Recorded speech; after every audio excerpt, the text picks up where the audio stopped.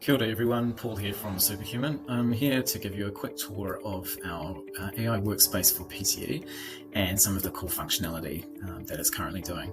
Here I'm on the landing page. This is fully customizable to your organization's brand, logos and color. I'm about to sign in using Google, but of course you can would be able to sign in using single sign-on.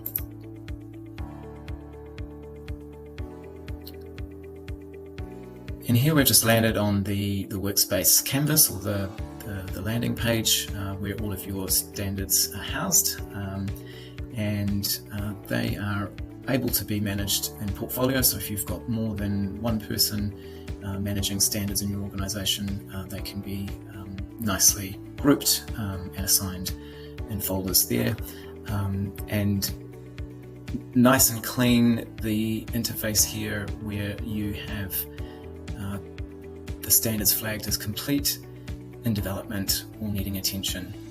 And as the AI detects that a standard is expiring or might need reversioning, it will flag that to you and pop it in the needs attention folder there. But for today's purposes, let's just go ahead and select just a random standard. I've got one here, generic leadership standard, and it's a level 3 standard. And let's go ahead and pretend we're generating an assessment for this one. Here you can give your assessment a name if you want to call it something different than what the unit standard is called, and any description you might want to assign to it too. Assessment type, where the option here of creating a summative assessment against the requirements of the unit standard, or it can also create more activity-based, scenario-based activities for formative assessment.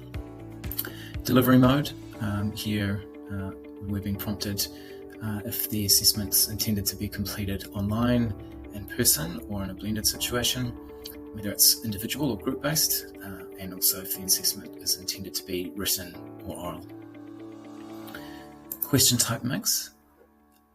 You've got the answer of selecting some or all or one of these options, depending on what your preferences are.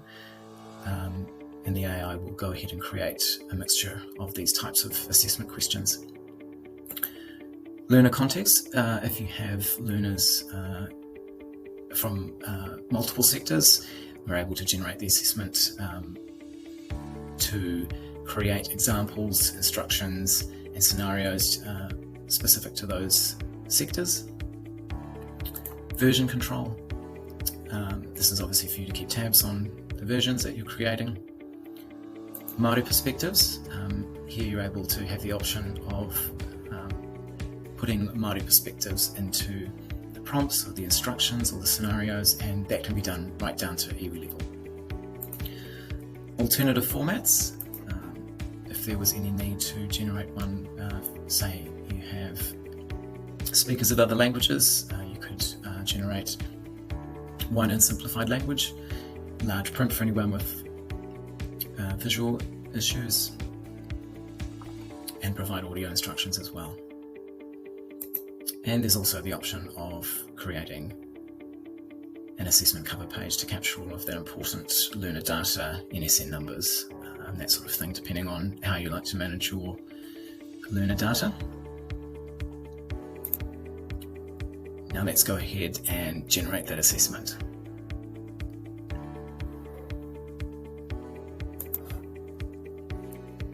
Next, I want to show you what's possible in generating learning materials to support the assessment. So let's go ahead and create some learning materials, training materials. And similarly, the AI is prompting you the whole way. Ability to configure titles, version numbers, delivery formats again. Now I'm going to show you the other half of the equation, creating training materials or learning materials to support that assessment. And similar process, clicking add training materials, the AI is going to prompt us the whole way. You've got the ability to create your own title if you don't want to use the title of the unit standard, language, version number again, Delivery format, as we've seen before, online, in-person, or blended. Module structure. So this is where it starts to get interesting.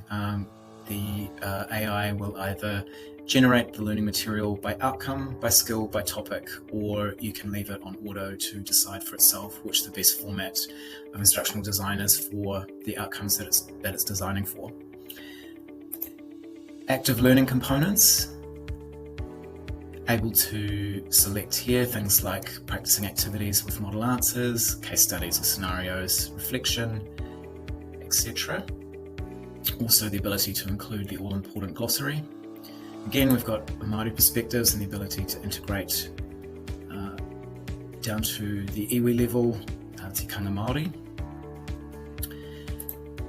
And moderation preparation, something that is always on the minds of training organisations and PTEs.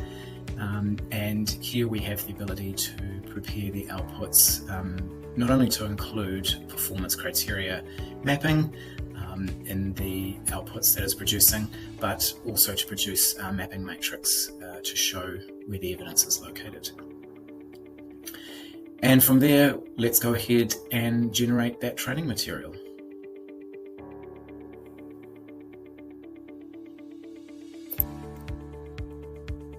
So there you have it, a very quick tour of the SupaHuman workspace for PTE, which has been improved and upgraded with functionality all the time.